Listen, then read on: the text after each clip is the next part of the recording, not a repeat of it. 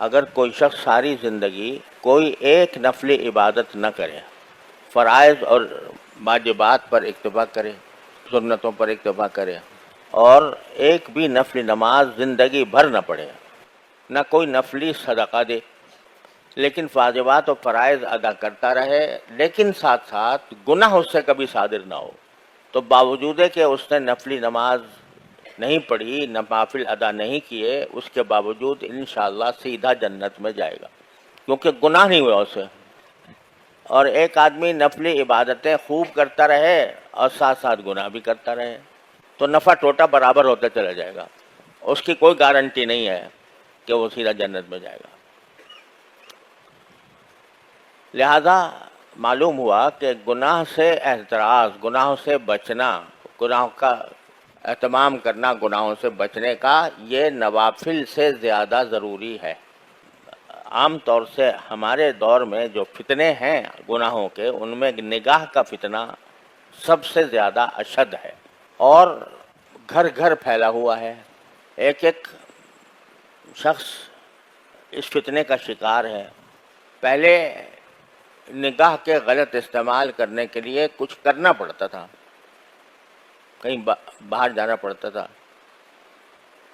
کسی کو سنیما دیکھنے کا شوق تھا تو سنیما گھر میں تو ملتا نہیں تھا، لائن لگا کے ٹکٹ لے کے جاتا تھا۔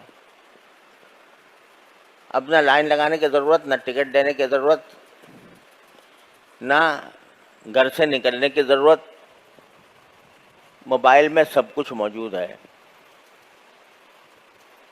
لہذا یہ فتنہ شدید سے شدید تر ہوتا جا رہا ہے، اور خوب سمجھ لیجئے، اللہ تعالیٰ مجھے بھی سمجھ عطا فرمائے، آپ حضرات کو بھی عطا فرمائے، کہ نگاہ کا غلط استعمال جو ہے وہ نور ایمان کو سلب کر لیتا ہے۔ اللہ بچائے۔ ایمان کا ایک نور ہوتا ہے، عمل صالح کا ایک نور ہوتا ہے، اللہ جل جلالہ کے قرب کا ایک نور ہوتا ہے، اور نبی کریم سرور عالم صلی اللہ علیہ وسلم نے دعا مانگی ہے اس نور کی۔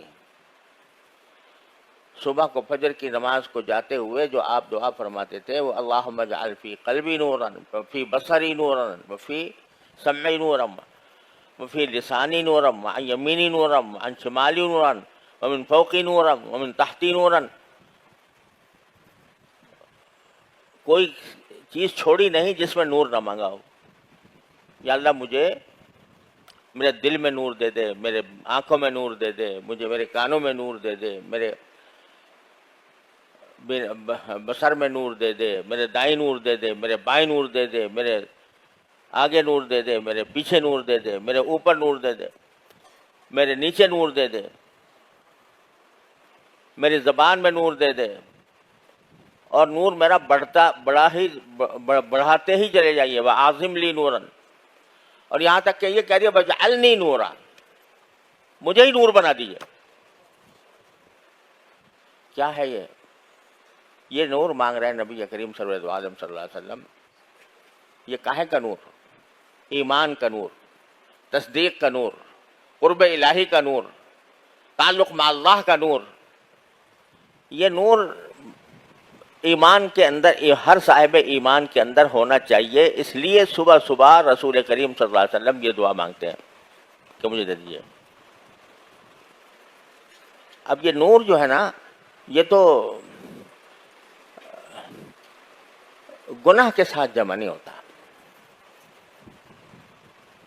گناہ بھی کرتا رہے آدمی اور نور بھی ملتا رہے ایمان کا، یہ مشکل ہے۔ حضرت امام شافعی کا کہ شعر مشہور ہے کہ کسی نے شاگرد نے کسی استاد سے کہا، خود امام شافعی نے اپنے استاد بکی ابن جراح رحمۃ اللہ علیہ سے، امام شافعی کے استاد ہیں بکی ابن جراح، اور وہ امام ابو حنیفہ کے شاگرد ہیں، تو ان سے کہا کہ مجھے کچھ حافظے کی تقویت کا کوئی ذریعہ بتا دیجیے، کیونکہ مجھے بہت سی باتیں پڑھتا ہوں یاد نہیں رہتی. تو کہتے ہیں خود امام شافعی شعر میں کہ شکوت الی بقیع سوء حفظی فاوصانی الی ترک المعاصی. جب میں نے کہا میرا حافظہ کمزور ہے تو حضرت بقیع نے جواب میں کہا کہ گناہ چھوڑ دو تو حافظہ کبھی ہو جائے گا. کیوں؟ فإن العلم نور من الہ ونور اللہ لا یعطی لعاصی. کیونکہ علم جو ہے یہ اللہ کی طرف سے ایک نور ہے اور یہ اللہ کا نور کسی نافرمان کو نہیں دیا جاتا. تو معلوم ہوا کہ گناہ جو ہے وہ انسان کے دل سے ایمان کے نور کو سلب کر لیتا ہے. اب کیا مطلب ہے اس نور کے سلب کرنے کا؟ اس کی تفصیل میں جائیں تو لمبی چوڑی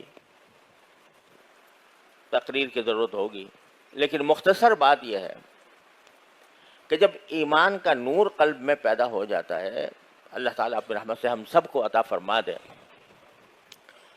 تو پھر انسان جو ہے وہ اس کا خود طبعی میلان وہ طاعات کی طرف ہوتا ہے، عبادات کی طرف ہوتا ہے، اللہ تعالیٰ کے احکام کی تعمیل کی طرف ہوتا ہے، اور گناہوں کی طرف جو رغبت ہے وہ کم ہوتی چلی جاتی ہے. جتنا جتنا ایمان کا نور بڑھے گا اتنا ہی گناہوں سے نفرت پیدا ہوتی جا رہی ہے. شروع میں آدمی بتکلف نگاہ گناہ چھوڑتا ہے، دل چاہ رہا ہے، دل مچل رہا ہے، دل کی خواہش ہے، تقاضا ہے کہ یہ گناہ کر لوں، لیکن پھر وہ زبردستی اپنے اوپر زبردستی کر کے اور اپنے نفس کے خواہش کو کچل کر بچ جاتا ہے. تو جوں اپنی خواہشوں کو کچل کر بچتا رہے گا اتنا ہی ایمان کا نور بڑھتا رہے گا. پھر ایک مرحلہ ایسا آ جائے گا کہ گناہوں سے نفرت ہی ہو جائے گی. یہ مانگ رہے ہیں سرکار دو عالم کہ یا اللہ مجھے یہ نور عطا فرما دے. اب وہ ان کو سرکار دو عالم صلی اللہ علیہ وسلم تو بذات خود نور تھے. لقد جاءکم من اللہ نور وکتاب مبین، سراپا نور ہی نور تھے. اللہ تعالیٰ نے ان کو سراپا نور بنایا تھا. لیکن کیوں مانگ رہے ہیں؟ تاکہ اپنی امت کے لوگوں پر شفقت فرما کر امت کے لوگوں کو سکھائیں کہ خدا کے بندو یہ چیز مانگنے کی ہے. نور مانگو اللہ تعالیٰ سے، اور اس نور کا تقاضا کا نتیجہ یہ ہوگا کہ انشاءاللہ گناہوں سے حفاظت بھی ہوگی. گناہوں کی گناہوں سے بچنے سے نور پیدا ہوتا ہے، اور جب نور پیدا ہوتا ہے تو آپ مزید گناہوں سے بچنے کی ہمت پیدا ہوتی ہے. مزید ہمت ہوتی ہے تو مزید نور آتا ہے. یہ ایک تسلسل ہے جو بندے کو ساری زندگی جس کو حاصل کرنے کی فکر کرنی چاہیے. تو میں عرض یہ کر رہا تھا کہ نگاہ کے غلط استعمال سے کیا ہوتا ہے کہ یہ نور ایمان جو اللہ تبارک و تعالیٰ نے عطا فرمایا بندے کو، اس سے محرومی ہو جاتی. یہ آنکھ کا نور ہے نا جس سے دیکھ رہے ہو، یہ آنکھ ہی کا تو نور ہے نا. کس کا عطا کیا ہوا ہے؟ اللہ تعالیٰ کے سوا کون ہے جس نے یہ دے دیا ہو؟ مفت دے دیا، بے مانگے دے دیا، کوئی قیمت وصول نہیں کی. ساری زندگی تم اس کو استعمال کر رہے ہو، اور اتنی نازک مشین دے دی ہے کہ اس کے گل پرزوں کا اور اس کے رگ پٹھوں کا کسی کو پتہ نہیں ہے. ایک ہمارے دوست ہیں جو اللہ تعالیٰ ان کو شفائے کامل عطا فرمائے، وہ آج کل بیمار ہیں، آنکھوں کے امراض کے اسپیشلسٹ ہیں. انہوں نے مجھے بتایا کہ صرف آنکھ کے اندر 11 قسم کے اسپیشلائزیشن ہیں.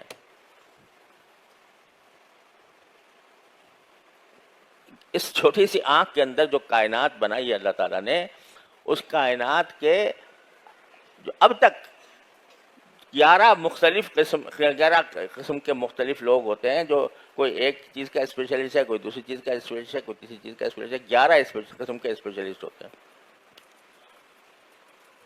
اور جب ذرا سی کوئی کھٹک ہو جائے آنکھ میں، کوئی تنکا پڑ جائے، پھر دیکھو کیا بے چینی ہوتی ہے. اگر بینائی خدا نہ کرے کسی وقت اس میں کمی آ جائے تو انسان ساری دنیا کی دولت لٹانے کو تیار ہو جاتا ہے کہ یہ میں لٹا دوں لیکن میری یہ بینائی واپس آ جائے. بے مانگے مفت دے رکھی ہے اللہ تعالیٰ نے ساری زندگی، پیدائش سے لے کر مرتے دم تک یہ چل رہی ہے. تو اس کائنات کو، آنکھ کی اس کائنات کو اگر گناہ سے آلودہ کرو گے، اللہ کی دی ہوئی اس مشین کو اللہ تعالیٰ کی معصیت سے آلودہ کرو گے، تو اس کا چاہے تمہاری بینائی سلب نہ ہو، لیکن جو اس کے اندر اللہ نے نور ایمان رکھا ہے وہ سلب ہوتا جائے گا. جب وہ سلب ہو جاتا ہے تو اللہ بچائے انسان کی مت الٹ جاتی ہے. وہ برے کو اچھا اور اچھے کو برا سمجھنے لگتا ہے. گناہ کی ایک خاصیت یہ ہے، خوب یاد رکھنے چاہیے، اللہ تعالی ہم سب کی حفاظت فرمائے. گناہ کی ایک خاصیت یہ ہے کہ انسان کی عقل خراب ہو جاتی ہے اور وہ غلط کو صحیح اور صحیح کو غلط سمجھنے لگتا ہے، اچھے کو برا، برے کو اچھا سمجھنے لگتا ہے. اسی لیے قرآن کریم میں فرمایا ان تتقوا اللہ یجعل لکم فرقانا. اگر اللہ سے ڈرو گے، اللہ سے ڈرنے کے معنی کیا ہے کہ اللہ کے احکام پر عمل کرو گے، اللہ نے جن گناہوں سے بچنے کی تلقین فرمائی ہے ان سے بچو گے، تو یجعل لکم فرقانا، اللہ تعالیٰ تمہیں حق و باطل میں فرق کرنے کا معیار عطا فرما دیں گے، عقل صحیح کر دیں گے تمہاری. اللہ بچائے جب عقل الٹتی ہے تو کوئی انتہا نہیں ہے اس کی. آپ لوگ سب جانتے ہیں کہ وہ لوگ جنہوں نے چاند پر سیارے اڑا دیے، چاند تک اپنی مشین پہنچا دی، جو مریخ کا شکار کرنے کی فکر میں ہے، جنہوں نے ایسی ایجادات کر دی کہ عقل حیران ہو جاتی ہے، دنگ ہو جاتی ہے. کمپیوٹر نے کیا انقلاب برپا کر دیا، آرٹیفیشل انٹیلیجنس پیدا کر دی، کیا کچھ کر دیا. لیکن یہ سب کرنے کے باوجود، یہ ساری ذہانتوں کے باوجود، جب معاملہ آتا ہے جنسی تعلقات کا تو ایسا معلوم ہوتا ہے کہ بھیڑیے اور گدھ اور بدترین درندے بھی ان سے بہتر ہیں، ہے کہ نہیں؟ اور وہ اس کے لیے دلائل پیش ہو رہے ہیں، اس کے لیے عقلی دلائل پیش کیے جا رہے ہیں، اس کا فلسفہ بیان کیا جا رہا ہے، ساری دنیا میں اس کی تشہیر کی جا رہی ہے، ہم جنس پرستی کی. کیا ہوا؟ یہ ہوا کہ عقل خراب ہو گئی، مت الٹ گئی. کیوں الٹ گئی؟ اس لیے کہ جب فسق و فجور میں بڑھتا چلا گیا تو اللہ نے چل تو بھی دیکھ، تو کتے بلی سے زیادہ تیری حماقت اور تیری بے عقلی کتے بلی سے زیادہ ہو جائے گی. تو گناہ جو ہے وہ جہاں گناہ عذاب کا اللہ بچائے مستوجب ہوتا ہے، وہاں اس کی ایک خاصیت یہ ہے کہ مت الٹی کر دیتا ہے. وَمَن يُضْلِلِ اللَّهُ فَلَا هَادِيَ لَهُ، جسے اللہ گمراہ کر دے اس کو کوئی ہدایت نہیں دے سکتا. تو اللہ تعالیٰ زبردستی ظلمن تو گمراہ نہیں کرتا کسی کو. اللہ تعالیٰ تو ہدایت کا پیغام دیتا ہے، ہدایت کے راستے بتاتا ہے، گمراہ تو نہیں کرتا. گمراہ کرنے اللہ تعالیٰ کو شوق نہیں ہے گمراہ کرنے کا. ما یفعل اللہ بعذابکم ان شکرتم وآمنتم، اللہ تعالیٰ خود کہتا ہے تمہیں عذاب دے کے میں کیا کروں گا اگر تم شکر گزار بنو اور ایمان کے تقاضوں پر عمل کرو. تو اللہ جل جلالہ نہیں چاہتے کہ تم گمراہی کے گڑھوں میں جا کے گرو، لیکن جب تم خود وہ راستہ اختیار کر لیتے ہو گناہوں کا معصیتوں کا اور اللہ کا خوف تمہارے دل سے مٹا دیتے ہو، یہ احساس مٹا دیتے ہو کہ میرا اللہ مجھے ہر وقت دیکھ رہا ہے، تو اس کا نتیجہ یہ ہوتا ہے کہ تم خود گمراہی کے گڑھوں میں جا کے گر جاتے ہو۔